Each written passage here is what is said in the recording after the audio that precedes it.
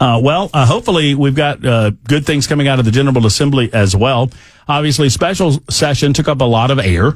Yes. And there was a lot of conversation and consternation about what would come out of that. That was, I would expect from your opinion, a very successful special. Outstanding.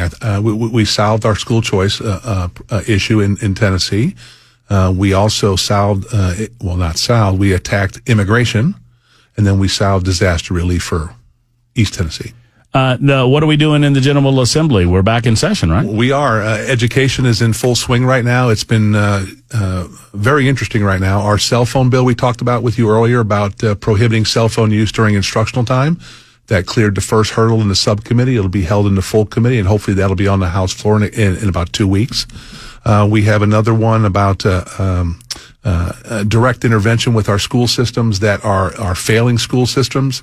Currently, they're going to have to go before the State Board of Education, and if they don't give a good plan on how they're going to turn their district around, then that can be referred to the commissioner. And I would say what the speaker has alluded to, look for legislation that if you are a failing school district in this state of Tennessee, that we have an obligation to step in and start to run the district ourselves from Nashville. The obvious one that comes to mind is Memphis.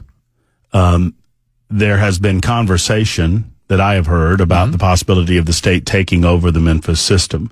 Have you heard those same conversations, and what, if anything, can you tell us about that? Well, what I'm going to tell you is this: since I've been in the General Assembly for 7 years, we've been very concerned with the way Memphis has been educating their children and the way they've been heading, especially academically.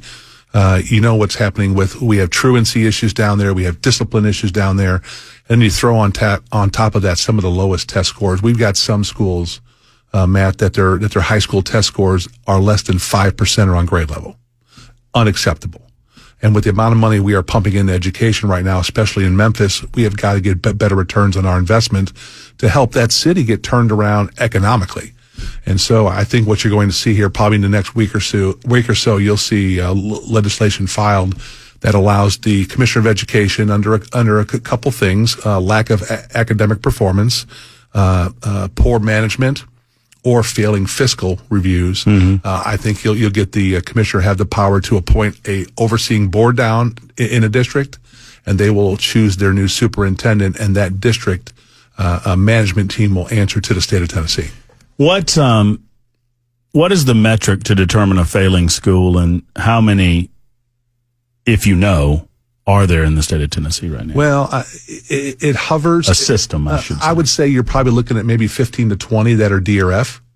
That's way too many. Some of our major metropolitan cities will give you a little false advertising about how well they're doing when they start talking about growth. Growth does not mean a child knows how to read on grade level. Growth does not mean a child knows how to do math on grade level. It means you have grown them one academic year in an academic year. But here's what I'm going to tell you. If you have high academic scores, high achievement scores, you have high growth. But you can have high growth and not one of your children knows how to read or do math on grade level. And so that's what we're very concerned about. And I think what you're going to see, I'm running a bill right now. One of the things that the State Board of Education does not have is subpoena power.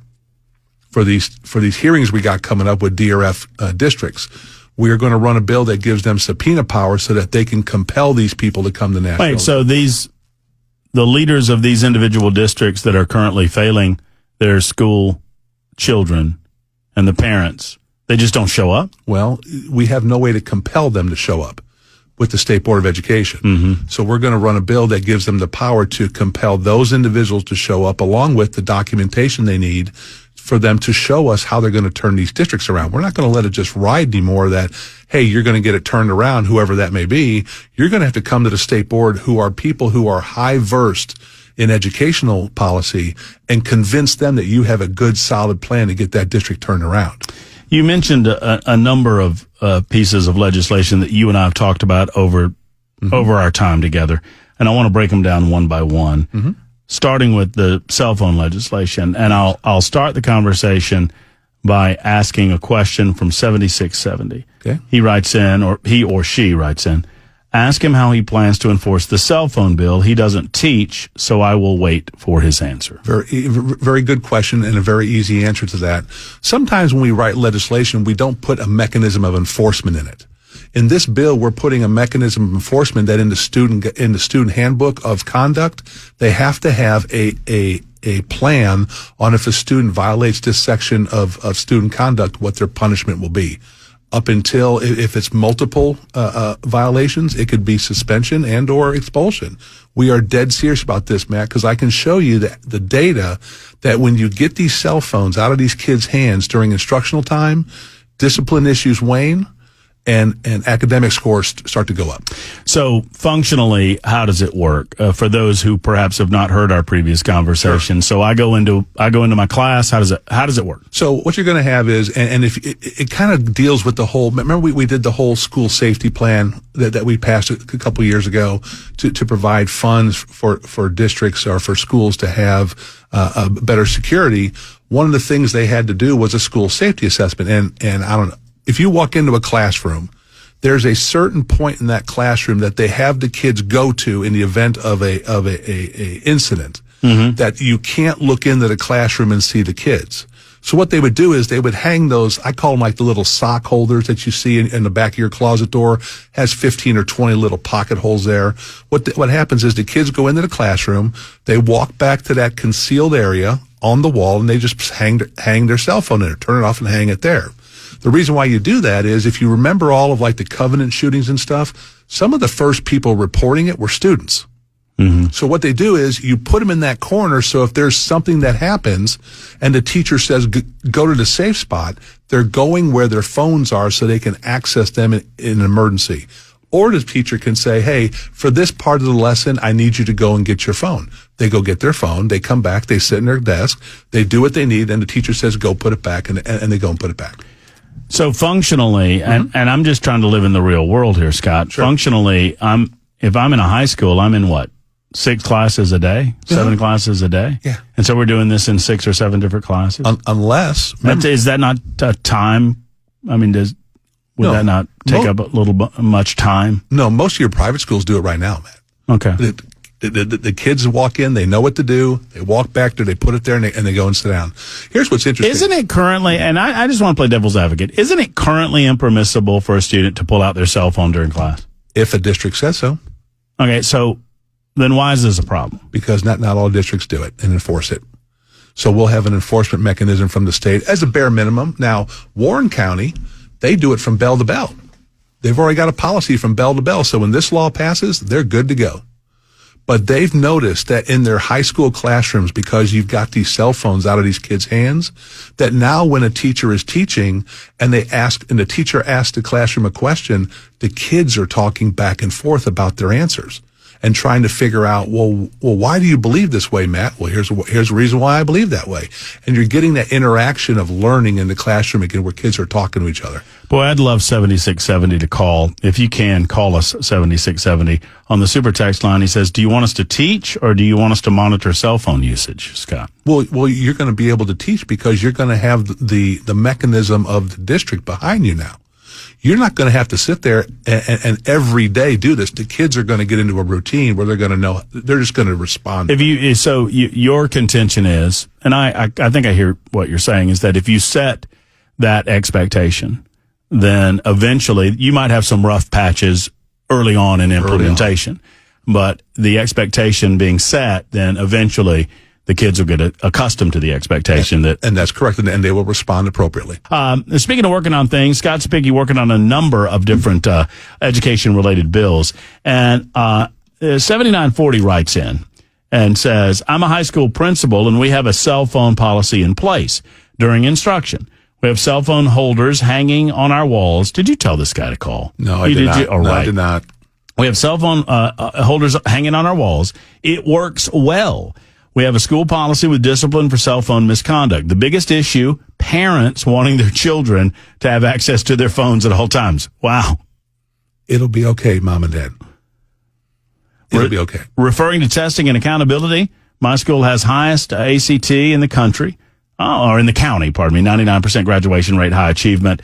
I wish more was put on the ACT instead of the EOCS because they do not matter to students. So. End of course. Oh, yeah. End of course. Sure. Talk to me real quick about recess. Yes, recess. Right now in our elementary schools, recess is supposed to be 130 minutes a week, minimum of 15 minutes a day. Mm-hmm.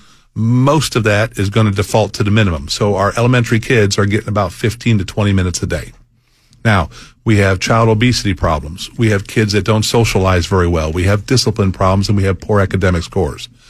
Districts across the country that have increased the amount of recess for elementary kids have shown an exponentially increase in academic scores, better socialization skills, less discipline problems, better teacher satisfaction, and the kids are getting the exercise they need to combat childhood obesity. How about that? And so we're going to, I'm working on a bill right now with some ladies called Say Yes to Recess. You can go out there and Google that and find that. You probably want to have them on here one time. They will give you the what for on exactly why recess is so beneficial to kids.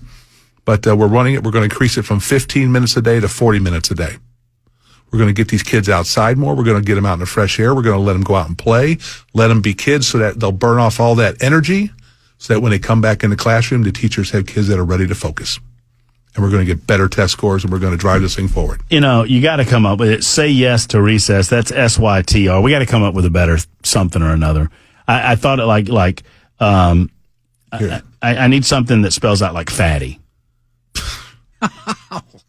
Like furthering access to. Now, the young ladies, the moms know I'm on the radio today. Ladies, that was Matt Murphy saying that. Isn't that a part of it, though? No, it was Matt Murphy saying that. Our kids are tubby. Send your hate mail to 99.7. No, Cepicky said that the kids are too tubby. No. Here we go. Furthering. See, I'm just thinking out loud. I'm brainstorming. There's no bad idea in a brainstorm. Furthering access to recess today. That's fart. That's great. Furthering access to recess today. Wonderful. The fart bill. Wonderful. I'm here to help. I hate you right now. Thank you. Thank you, Scott Cepicky. You need a haircut. I do. And I'm going to work on that.